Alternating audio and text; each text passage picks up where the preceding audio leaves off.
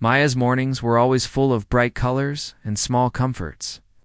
Her backpack was scarlet red, with shiny silver zippers that caught the sunlight as she carried it over one shoulder.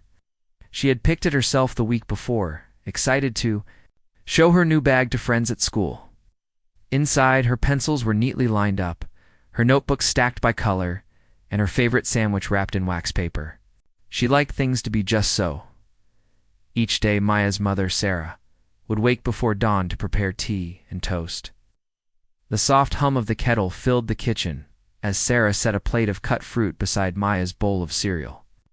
Maya sat at the small table by the window, tracing the ridges of the wooden table with her fingers while she waited. The light was gentle, the sky pale blue. Birds chirped outside, and sometimes a squirrel hopped along the fence. It all felt peaceful, a gentle start to any day, when the clock's hands edged toward 7 o'clock. Sarah would help Maya slip into her uniform, a crisp white shirt and a navy skirt. Maya tied her hair back with a blue ribbon that matched her skirt. She peered into the mirror to make sure nothing was out of place. Hair smooth, shirt tucked in, shoes polished. She liked to feel prepared. Before leaving the house, she bent to give her small tabby cat, Luna, a pat on the head. Luna purred and stayed close to the doorway for a moment, as if to bless Maya's day. At exactly 7:15 a.m., the school bus rumbled. Down the street, its yellow paint bright against the gray pavement. Maya stepped onto the porch, backpack in hand, and waved to her mother. Sarah returned the wave, her smile gentle, but eyes full of pride. "Have a wonderful day, my love," she said, her voice warm. Maya replied with a confident nod and hurried down the steps. The air was cool and fresh, with a faint smell of dew. On the grass, Maya walked at a steady pace, imagining the stories she would share with her classmates. She was making a new friend named Sarah. Her classmate had the same name as her mother, which made Maya giggle. Today, they promised they would finish drawing their picture book together in art class. Maya thought of the bright colors they would choose, reds and blues and yellows. And her heart felt light. Maya reached the corner where two tall oak trees met above the sidewalk. Their leaves whispered in the morning breeze. Here, a neighbor, Mr. Thompson, stood by his fence, watering his roses. He called out, "Good morning, Maya." She waved politely and said, "Good morning," her voice soft but cheerful. He smiled. "Ready for another day of learning?" Maya laughed and said, "Yes, sir." Then she moved on, her small feet making soft sounds against the pavement. The houses along the street had tidy lawns and bright doorsteps. Some had potted flowers, others had wind chimes that tinkled in the wind. Maya paused to look at a bluebird, bathing in a shallow dish of water on Mrs. Patel's porch. A small ripple passed through the water as the bird flapped its wings. Maya felt happy to see it. She bent slightly, as if offering a quiet greeting, then continued walking. A few blocks farther, the school bus stop came into view. A group of children waited under a tall pine tree. Maya spotted her friend Lucy, who waved at her with a grin. Lucy's hair was braided, and she held a bright orange folder. "Hi, Maya," Lucy called.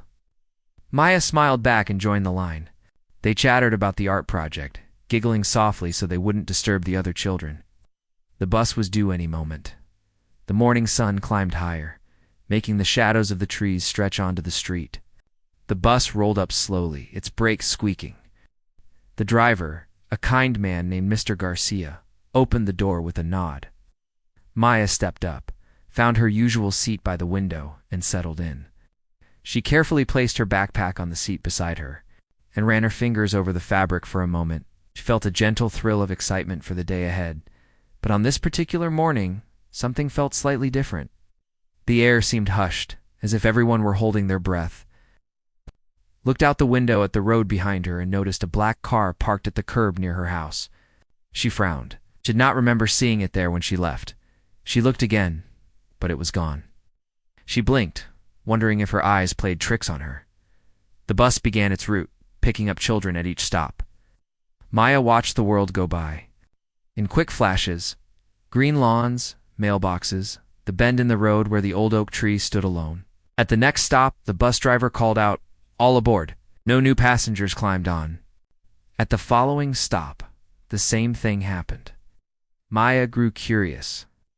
This part of the route usually picked up 2 more children, but that morning it was empty. The bus moved on, and Maya glanced back at the empty bench on the curb. She turned back to the front, catching sight of her mother's face in her mind. She wondered if Sarah looked at the clock right now and wondered where her daughter was. She imagined her mother leaning against the kitchen counter, toes tapping.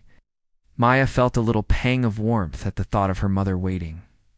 When the bus neared the school, children began to gather at the front doors, chattering and stretching after the ride. As the bus came to a halt, Maya stood up and reached for her backpack. She placed it on her back, adjusted the straps comfortably, and walked down the aisle. A few children said good morning as she passed. She stepped off the bus and onto the pavement.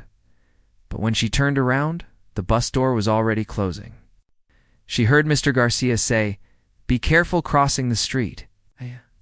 Maya joined the small crowd of students walking toward the school gates. She felt the familiar grip of the metal gate as she pushed it open and stepped inside. Teachers greeted her with cheerful voices, yet in all of this, the memory of that black car lingered in Maya's mind. She shrugged it off as one of those things she would forget by lunchtime. She walked to her classroom, ready to start the day. Across town, Sarah waited by the kitchen window, watching the road. Her tea had grown cold. She held the phone, planning to call the school's secretary to confirm Maya's arrival. She watched until the bus crested the hill and carried away the children.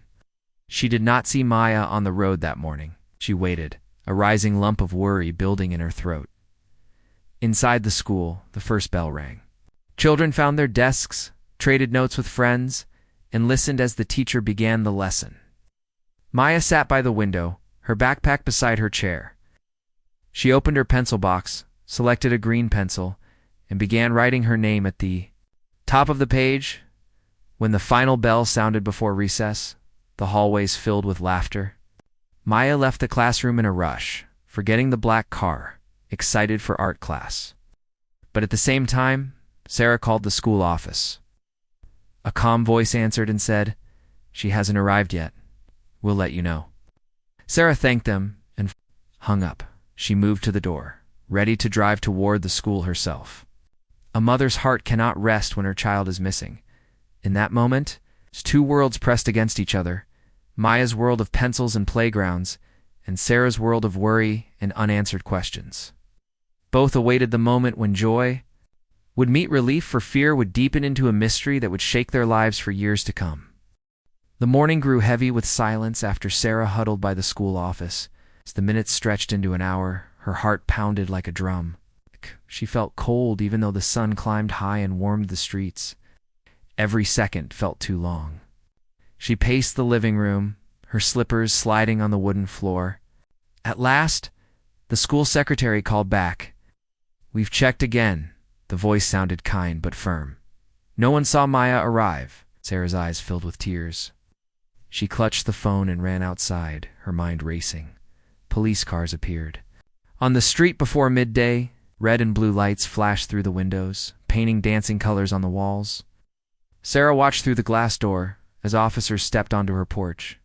They spoke softly to her in the hallway, asking questions she could not answer. What did she wear? Which way did she walk? Did she talk to anyone? Sarah's voice shook as she spoke. She felt empty, like the air had left her lungs. In her mind, she replayed every detail of Maya's morning, the ribbon in her hair, the way she waved, the small wave of hesitation when she glanced back at their house. Outside, the neighborhood came alive with people offering help. Mrs. Patel placed a tray of sandwiches on the front steps. Mr. Thompson stood by the fence, his eyes sad. Neighbors gathered on lawns, whispering to each other in worried tones. A sense of community rose up, fierce and protective.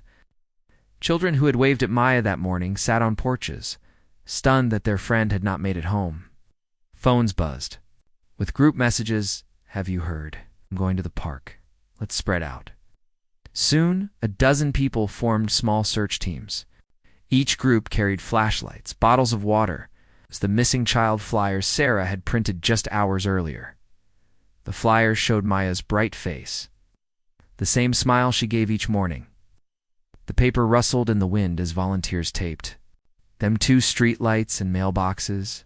People read the word missing in bold letters and felt a jolt of fear. Some paused their cars on the curb to read every line: her age, her height, the color of her backpack. Others took flyers to hand out at the corner store.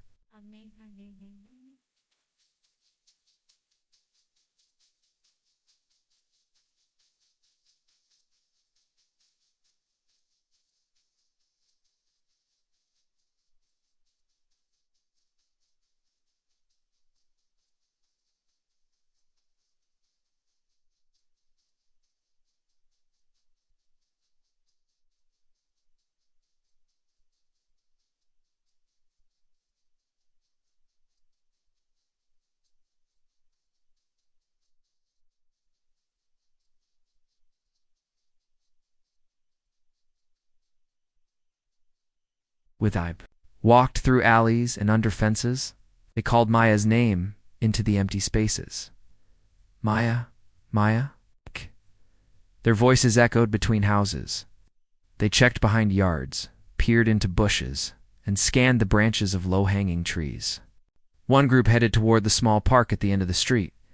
Here swings swayed gently with no one on them, and the slide shone in the afternoon sun. They searched the playground, thinking Maya might have stopped to play, but all they found were footprints in damp sand, leading nowhere. As evening fell, the sky poured down a gentle rain. The mist mixed with the worry in the air. Sarah's eyes burned from crying, but she refused to give up. She joined a group trudging through wet grass near the creek at the edge of town. Their shoes squished in the mud. The water ran quietly over stones, indifferent to the humans searching its banks. Someone held an umbrella over Sarah, but even that small comfort could not ease her fear. She knelt and looked into the rushing water, thinking of Maya splashing and laughing here in happier times. Meanwhile, police secured the area around the bus stop where Maya had waited. They placed yellow tape around the bench and measured every footprint. Forensics took photographs of the sidewalk, hoping to catch a clue in the cracks. Searchlights glowed in the early dark as officers mapped out each step of her morning walk. They drove canvas cars up and down the street, knocking on doors and handing out flyers. Each door they visited brought fresh anxiety, for every set of eyes told them, "We did not see her." Inside the house, Sarah's phone rang with tips from concerned citizens. "I thought I saw her near the library," one voice said. "Maybe she went into the laundromat," another reported. Sarah scribbled notes on scraps of paper. She called back each tip, grateful for every call, yet knowing how hard it was to find her child in a small town of winding streets and hidden corners at home. The family's living room glowed with photographs of Maya, a big picture of her riding her bike. Hung on the wall, a birthday photo showed her blowing out candles with bright eyes and a wide grin. Each picture reminded them of the joy they had lost that morning. Her father, Kareem, paced back and forth, his face pale but set with determination, vowed they would not let this go. He joined the volunteers in the street, talking to neighbors, answering phones. Pressing the police for more leads late into the night, lanterns and flashlights formed a ring around the neighborhood. People called Maya's name under the starry sky. Even the moon seemed to hold its breath. Sarah hugged a flashlight to her chest as she stood on the curb. Each beam of light felt like a fragile bridge to hope. She whispered, "Come home, Maya," into the darkness. Her voice small but fierce. Days passed in a blur of interviews, searches, and mounting dread. School was silent and foreboding. Friends exchanged whispers and pitying looks. Teachers held back tears as they spoke with police investigators. The news reported the case, showing Maya's face alongside stories from other missing children. Sarah watched these reports with clenched fists, hating the word missing. Volunteers organized a candlelight vigil on the third night. They gathered at the park under one of the tall oaks. Each person held a candle that glowed against the cool air. Sarah lit her candle and blew on it to steady the flame. She looked around at the crowd, familiar faces with shadows under tired eyes. Together, they formed a circle, each person's voice low but strong as they whispered Maya's name into the night. In the days that followed, search teams expanded their efforts. They used drones to scan rooftops and empty lots. They called in a tracking dog that sniffed the ground for Maya's scent. The dog worked his way down the street, nose to pavement, then stopped and barked by the corner of the school bus stop. A hush fell. The police dug in that spot but found nothing more than dirt. Hope trembled like a thin leaf in wind there, then gone. Investigators re-examined every scrap of evidence. They looked again at camera footage from a gas station too. Blocks from Maya's home, watched the murky video scanning for her red backpack passing by. After hours of zooming and pausing, they saw a shape on the sidewalk too grainy to be sure. They sent the image for enhancement, pressing buttons and holding their breath. Inside their home, Sarah and Kareem kept Maya's room just as she left it. The bed lay made, her stuffed bear sitting at the head. The walls held drawings she had made, rainbows, houses, stick figures with smiling faces. Every night her parents fell asleep to the sight of those pictures, praying her sweet drawings would lead them back to their daughter. 1 month after Maya vanished, Sarah walked the same route her daughter had taken each morning. She carried a single rose in her hand. The petals were pink and soft against her palm. At each point where Maya had passed under the oak trees by Mrs. Patel's porch, at the bus stop, Sarah knelt and placed the rose on the ground. She whispered stories to the rose, hoping word would travel from flower to child. The community continued to help. A local radio station ran a weekly broadcast asking for any news about Maya. Drivers passing through town honked their horns as they drove by. The missing child posters taped to street corners. Even distant relatives, alerted by social media, offered to come and help.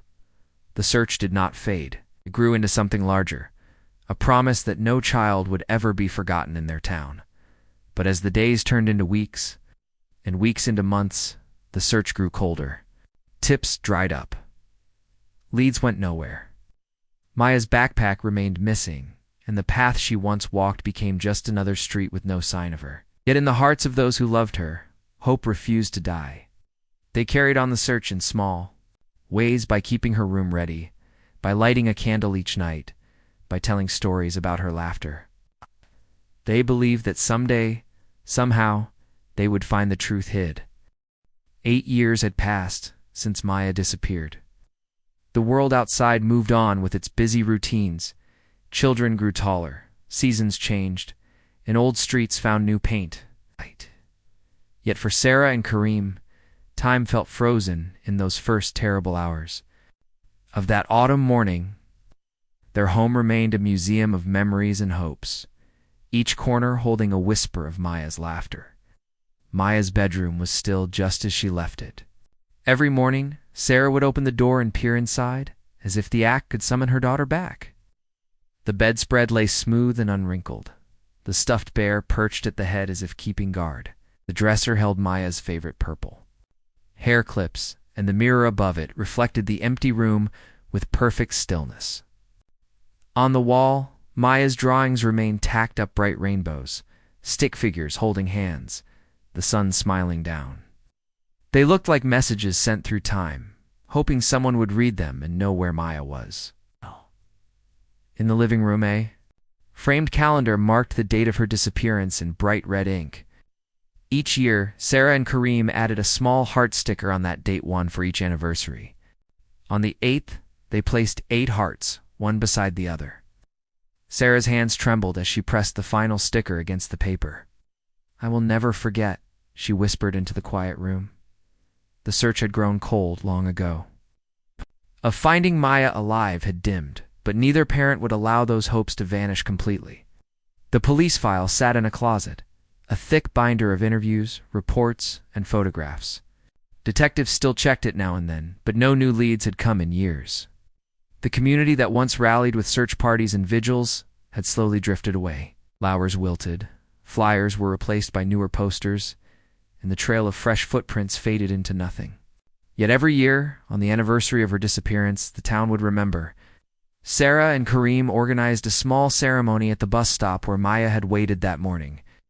Neighbors gathered under the oak trees, many faces now lined with age, but eyes still bright with memory. They lit candles as twilight fell, each flame a symbol of faith that Maya would return. They spoke her name softly, their voices rising and falling like a prayer.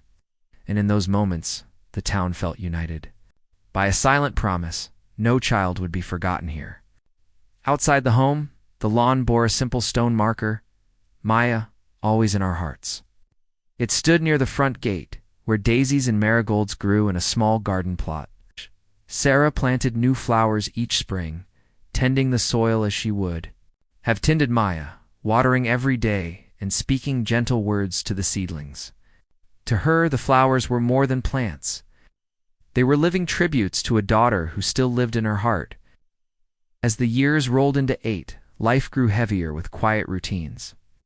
Sarah returned to her work at the library, greeting visitors and helping children pick out books. She smiled through each day's tasks, hiding the ache inside. At night, she pored over old case files, hoping a fresh insight would illuminate something missed. Kareem continued teaching math at the middle school.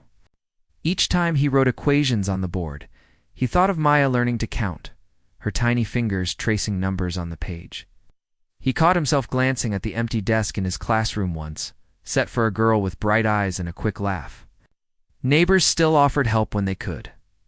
Mrs. Patel would drop off a warm loaf of bread. Mr. Thompson left fresh eggs on the porch. They never stopped reaching out. On birthdays, they came with small gifts, colorful books, soft toys, and placed them at the front door, hoping Maya might one day return and need them. Their gestures were simple acts of kindness, but to Sarah and Kareem, they felt like threads holding the world together. In the 8th year, something changed. The old Thompson house on the corner, the very house Maya passed each morning, was sold. Its new owners were a small electrical company contracted to rewire the aging wiring throughout the neighborhood. The lead electrician, a man named Ali, was patient and careful. He had moved here from another town and found comfort in the steady hum of work. He and his small crew spent days removing old wires, stapling new ones, and replacing fuses. They had heard stories about the neighborhood's past but knew little of its secrets. On a cool spring morning, Ali crawled beneath the Thompson house to check a junction box. The crawlspace was squat and dusty, the air thick with the smell of earth and old wood. His flashlight beam danced along the underside of the floorboards. He wiped sweat from his brow and reached forward, his hand brushing against something soft. He paused. In the dim light, he saw the bright blue strap of a backpack, its color sharp against the dust. He called out to his apprentice, Hassan, who shone his flashlight low to the ground. There lay a small backpack, faded dark blue, with silver zippers that glinted. Hassan gasped softly. "Is that a child's bag?" he whispered. Ali unzipped it carefully. Inside he found notebooks, one with a drawing of a little girl under a rainbow. The artwork matched the style of children's art books. He lifted the notebooks out, placing them gently on the dusty floorboards beside him. Their hearts pounded with a mixture of excitement and dread. Ali remembered the stories of a girl who vanished 8 years ago, how the neighborhood once turned upside down searching for her. Could this bag belong to her? He wrapped the backpack and notebooks in a clean cloth he carried for emergencies and signaled to Hassan. They needed to alert someone officially. They climbed out of the crawlspace, hands trembling, and brought the bag to the homeowner. The woman gasped when she saw it. "That is the missing girl's backpack," she said. Her voice shaking, she called the police at once. Within the hour, officers sealed off the crawlspace. Forensic teams arrived with gloves and cameras. Photographs documented the bag's position under the floorboards. The thump of flashbulbs echoed through the quiet house. Sarah and Kareem, summoned by the police, arrived at the Thompson house. In a car drenched with night's rain, their hearts beat fast with hope and fear. The police showed them the bag and the notebooks. Sarah's knees nearly buckled. She traced her fingers along the familiar straps, her eyes filled with tears. Late that night, back at their home, Sarah and Kareem sat by the window, holding the blue backpack. The notebooks lay open on the table, their pages filled with Maya's neat handwriting and bright drawings.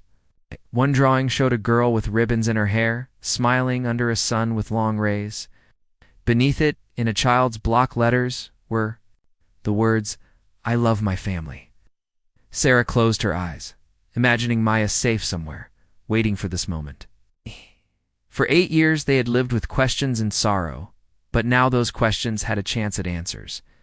The backpack had been hidden just beneath the house where Maya had walked every morning. It was as if the path she once took held a secret, waiting for the right moment to reveal itself.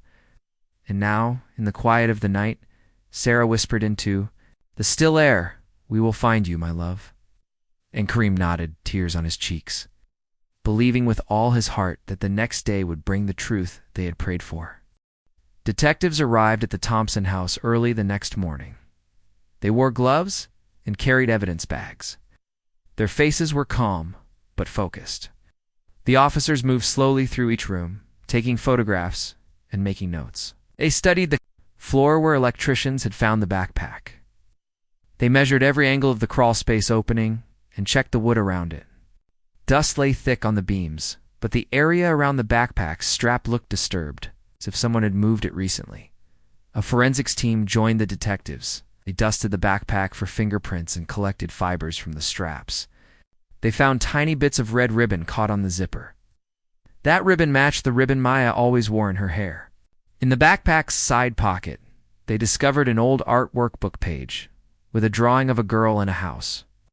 The girl in the drawing wore a blue skirt and held 2 hands, one small, one large. The drawing style was unmistakably Maya's. Inside the bag was also a crumpled note written in pencil, "I miss you." When detectives returned to the station, they placed the backpack and its contents under secure lock. They swabbed every inch of fabric for DNA. Lab technicians agreed to give priority to this case. Meanwhile, detectives dug into property records for the Thompson house. They learned that the house had passed from one owner to another over the years. 8 years ago, on the day Maya vanished, the owner was a distant cousin of the current homeowner.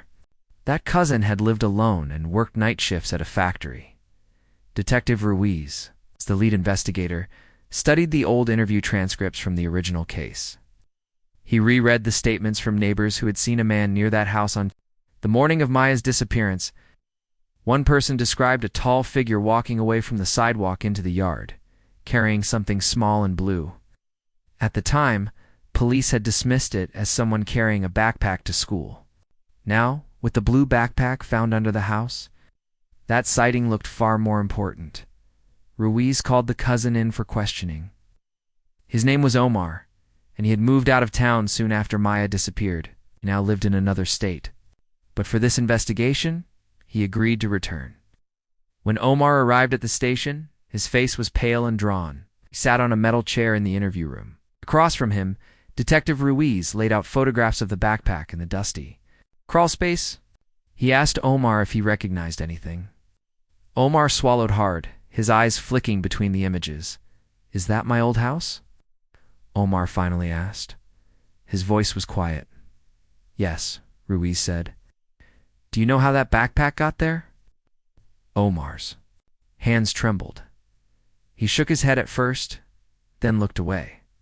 Ruiz watched him carefully. He reminded Omar of the rules. Lying in an investigation could lead to more serious charges. The small room stayed silent, except for the hum of the air conditioner. After a long pause, Omar began to speak. He said that 8 years ago he had seen a little girl walking toward the school bus. He thought she was someone else's child on her way to a playdate. He worked nights and slept during the day. He woke later that morning and noticed a shape in his yard. It was the backpack, half buried, near the crawlspace door. He panicked. He did not know whose bag it was. Fear took over, and he shoved it inside the crawlspace opening to hide it. Then he left town soon after, hoping someone else would find it. But detectives had more questions. If Omar only found the backpack and hid it, why did he not tell anyone? And if he panicked, what had happened to the girl? Ruiz pressed him gently. "Where did you see her after you saw the bag?" Omar's eyes filled with tears. He confessed he had seen the girl sitting on the edge of his porch, looking lost. I thought she might have wandered from her home and been frightened. You remembered that she seemed quiet and still, with tears on her cheeks. I'd taken her inside his house to calm her. Ruiz leaned forward. You brought her inside? Omar nodded miserably. He said he tried to call the police, but forgot. He put her in a spare room under the floor. He left water and some of his own clothes for her. He meant to return the next day, but guilt and shame stopped him. He stayed away, and the girl stayed hidden beneath that floor. He thought someone else would rescue her, but hoped no one noticed. His mistake? Detectives had uncovered a terrible secret. The girl, Maya, had been alive in that crawlspace all these years. They needed to find her immediately. Ruiz and his team drove to the Thompson house with search warrants. They shone bright lights under the house and cleared away the old wood. They found a hidden panel in the floor that Omar had used. It lay a small chamber, just big enough for a child to sit. Detectives entered one by one, calling out Maya. It's the police, a soft voice answered. Mom? The officers froze. They guided Maya out, her clothes dusty but clean, her hair tied back. She looked older now, but still carried the same gentle gaze. She stepped into the light, blinking as she saw so many faces. Then her legs gave way, and she sank into her mother's arms, who had been led there at the same moment. Sarah had been waiting by the front gate, joined by Kareem and other family members.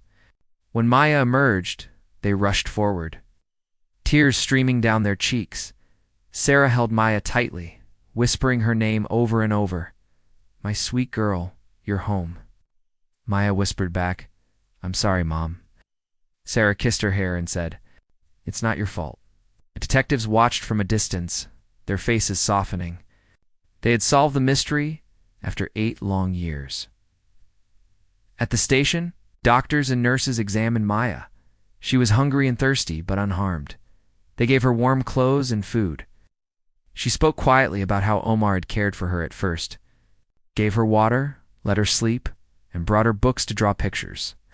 She said he meant no harm. He had been scared himself.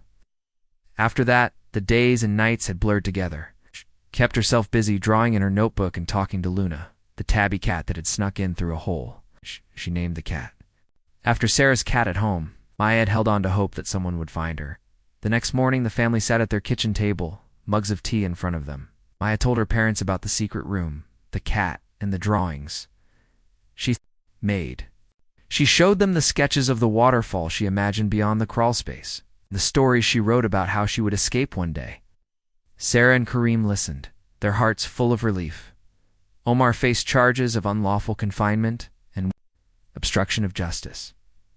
In court, he pleaded guilty, expressed deep regret, and promised to help in any way he could. The judge sentenced him to community service and mandatory counseling. He agreed to support Maya's recovery, and the court set conditions for him to stay away from her until she felt ready to meet him. In the weeks that followed, Maya began to heal. She returned to her bedroom, brushing dust off her bed and placing her bare back at the head. She planted flowers by the front gate again, guided by her mother's gentle hands. At school, the principal reserved Maya's old desk for her in class. Friends welcomed her with hugs and drawings. Teachers made room in the art studio, and soon Maya was sharing her story through pictures of rainbows and open skies. The town held another candlelight vigil, this time not in hope that Maya would return, but in thanks that she had come home. At last, under the oak trees, Sarah lit the candles and handed them to Maya. Together, they faced the night sky, letting the gentle flames speak their joy. In that circle of light, the community celebrated truth, courage, and the power of never giving up on a missing child. Maya's story, once a mystery, became a lesson for all, that hope can survive even the darkest secrets, and that love is strong enough to find its way home. The morning after the trial, sunlight poured through the lace curtains of Maya's bedroom. She blinked awake, the familiar walls greeting her like old friends. The bed was her own again, its soft sheets, her favorite quilt, the stuffed bear, perched at the head. She sat up, rubbing her eyes, and remembered. A gentle smile curved her lips. For the first time in 8 years, she felt peace.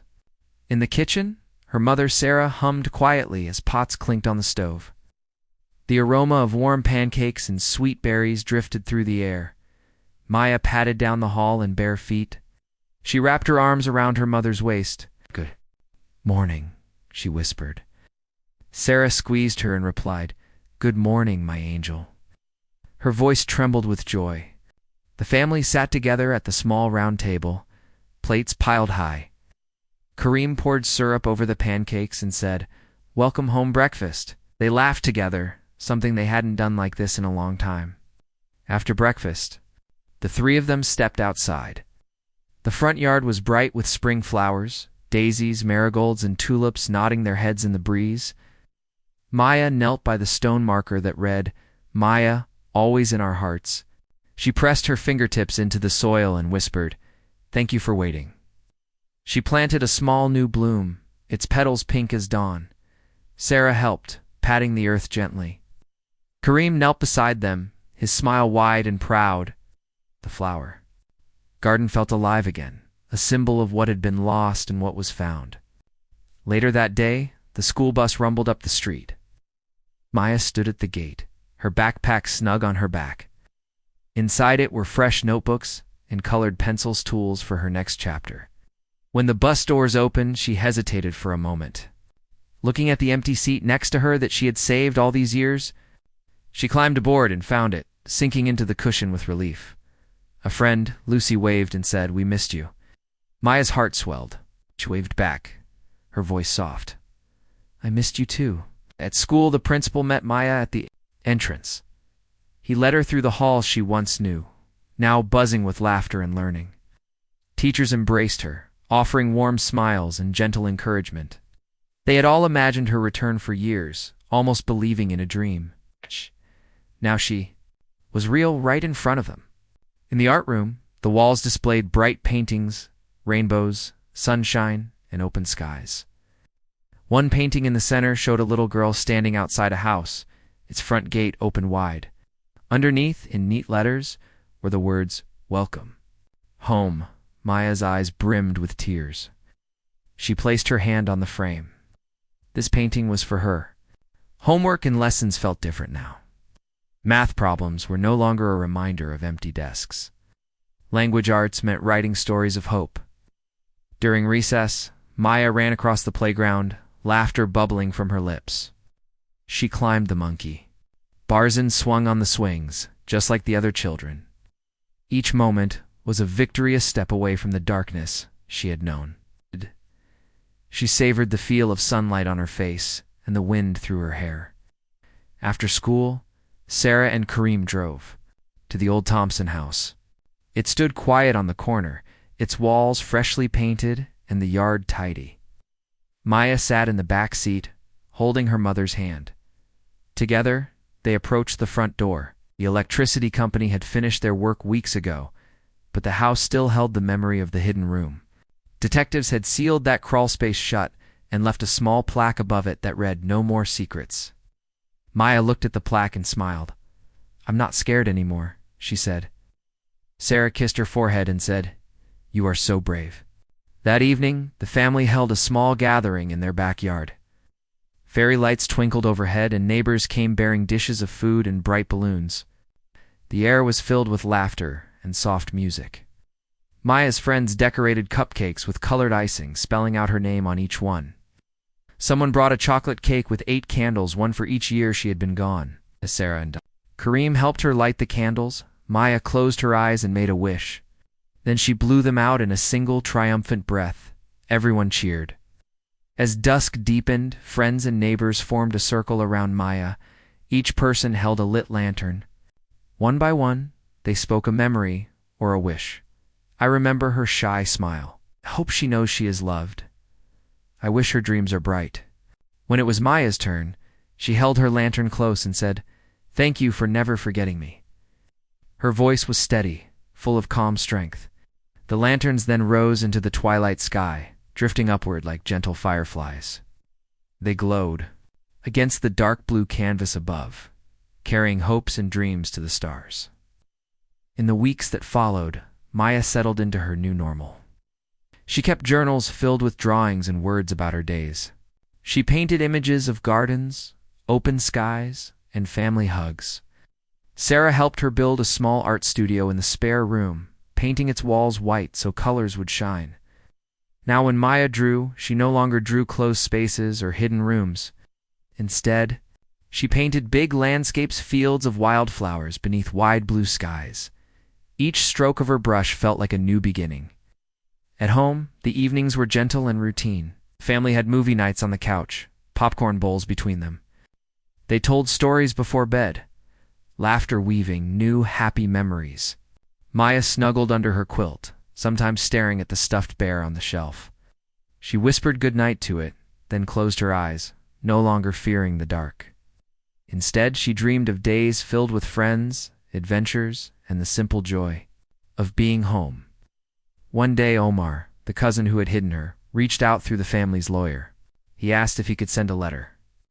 Maya read it with Sarah beside her. His words were full of remorse and apology. Spoke of his fear, his regret, and how he had meant to help but had been too afraid. Maya thought for a moment, then she wrote back.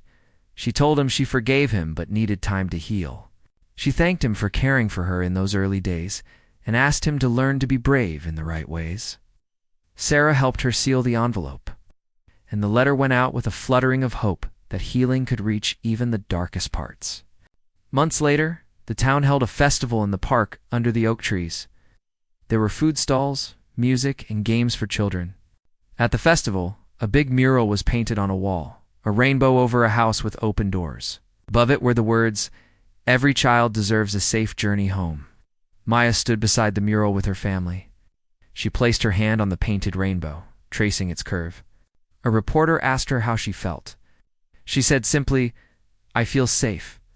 Her words carried through the crowd, a quiet promise that her story would help protect other children. As the sun set on the festival, fireflies rose from the grass, mirroring the lanterns from that first celebration. Maya watched them dance, her heart light. She held her mother's hand and glanced at her father. They smiled back, tears of joy shining in their eyes. Together, they walked home under the same sky where Maya had once felt lost and alone but now felt a deep sense of belonging and hope. And in that moment, Maya knew that home was not just a place, but the love and light that guided her every step.